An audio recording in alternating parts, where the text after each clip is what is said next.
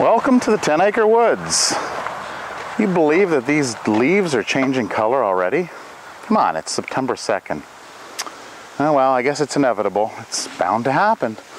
So I was back by our hay barn, and I was getting a few things, and I noticed something a little odd. And it just caught my eye. So this is what I saw. Now, no, this isn't a wild turkey. This is Tina, if you've seen any of the videos. So she is a domesticated turkey. And I thought maybe she was injured. So went in this morning and oh, she's not injured. She is sitting on eggs. So, okay, well, early September, and she's sitting on eggs. I don't know, I don't get it. So September, so that's going to be beginning of October, or the end of September. They're going to hatch out, and well, they're going to be small anyway. Oh, these chipmunks. These chipmunks are collecting nuts all over, running all over the place. I don't know if I've ever showed you our stash. So this is our barn, our hay barn. And this is what Goat Yoga has done for us this past year. It's an excellent fundraiser, and it has filled our barn with hay. So to all of you that have come out and done some Goat Yoga, we thank you. So this is a, what is it, a 30-foot barn stacked with hay. And it's wonderful. It's perfect. I think this is the first time that our fundraising, we've only been taking the donations for 2 years now. We registered as a nonprofit organization 2 years ago, opened up the farm, and thought, why not? You know, bring in some visitors, and people love the place. They love the animals. And then, of course, Goat Yoga started this year, and it got really busy. So it's excellent that it can be self-sustaining. We don't have to go out and sell chocolate bars or whatever as a fundraiser. Invite people into the farm, see the animals, watch the smiles on their faces, and just enjoy it. You know, speaking of fundraisers and Goat Yoga, I'm not sure if I showed you the new Goat Yoga shirt. So this is a racer back. Unfortunately, the sizing's really small. Like, this is an extra large. And it doesn't even fit me, although this is a ladies. But a lot, like the sizing was way down, so I had to remove the medium from the order and go large, extra large, 2XL, and I think 3XL. So this is the back. So there's the Goat Yoga 10 Acre Woods logo, and that is actually reflective. So, and this is also reflective down here. So that's kind of neat. So we're waiting to pick up the other shirts probably on Monday, or I guess Tuesday, since Monday's a holiday. I'll pick up the other sizes, and those will be available. And we put it out there on Facebook that these shirts were coming. Actually, our Facebook followers selected that one by far from any of the other ones we did. So that's the fan favorite. So something else in here. Oh yes, Fernando. Fernando the turkey. All right, so if you follow us on Facebook, you would have seen this. Let's just disconnect this here, and let's get in. So this, of course, is a hen. This is a Colombian rock chicken hen. And these little guys down here, can you guess what they are? They are not chickens, are they? They are Peachicks. So our peahens weren't sitting, and they were laying eggs all over the place, and it was ridiculous. So we had this broody female, and she sat. So she sat on them, and then of course now Tina's sitting on her eggs. So it's like, what's going on with you guys? You're sitting way late in the season. I don't know why, spring babies, it should be. but the ducklings as well. So the ducklings, if you've seen from the last video, a couple videos ago, the ducklings, the 2 Muscovies that sat, so they are outside. We'll have to go out and have a look at that. I'll give you a little update on them. They're cute, running around, eating the flies. So we'll go and see them. So goat yoga is just winding down, last class of the day. We're probably doing, I'd say about 5 or 6 classes a week.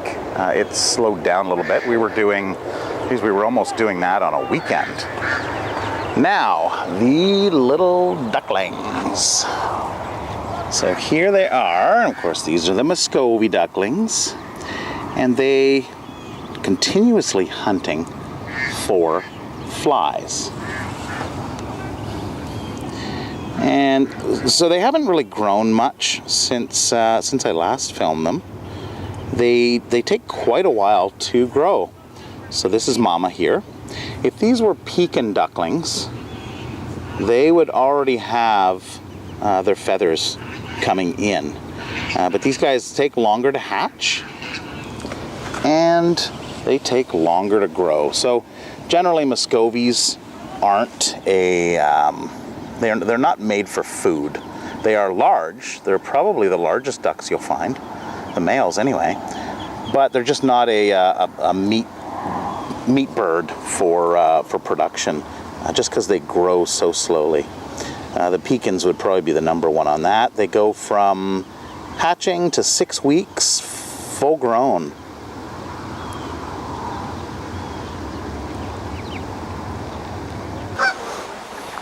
Carl, what are you doing, buddy? Do you have some oats? Are you eating oats? Did Mommy give you oats to distract you? Yeah, there's a little pile there, isn't there? These eyes, that's something that a lot of you may or may not know. You can see the eyes, maybe, are slotted or slitted. They're a rectangle. Let me show them your eye, buddy. Now, our pupil tends to grow, to change, like an iris. Of course, it is an iris, and it's circular, so it'll close up, and it'll get a small pupil and a larger pupil.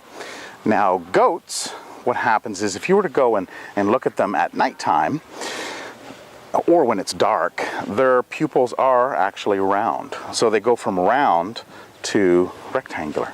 So we didn't, actually I saw that this year. Didn't really notice it, and one night I was out here, and I was checking them out and petting all the goats, and I looked at their eyes and I thought, what is, this goat doesn't have rectangular eyes. So I went and I checked the other ones, and sure enough, they didn't. Hey, Billy? Let's see your eyes. Oh, yeah, can we see? There's a glare in the, that's your nose. There we go. Hey, Billy? What are you doing? Hey? Yeah, just eating away, grazing. Actually, that's something we'll have to do, is this area here. This is the dog run, and you can see Atlas over there. Now, people come in from the city to see the animals, and they see Atlas and they go, oh, can I go pet him? So he is quite an attraction. Maybe not as much as Fernando. Now, this area here, of course, we try not to mow, and it's just kind of a waste of food and time and energy. So this area here, what we do is we let all the animals in that gate right over there. We call them all in. We block the dogs off just to make sure that they don't get scared. Atlas tends to get scared of goats, and Toby and Maggie tend to sometimes scare some of the young kids. So we block it up for the animals, or the dogs, and then we put them in here, and they trim, and they do a great job in doing the edge, weed whacking. So I'll have to do that a little bit later on.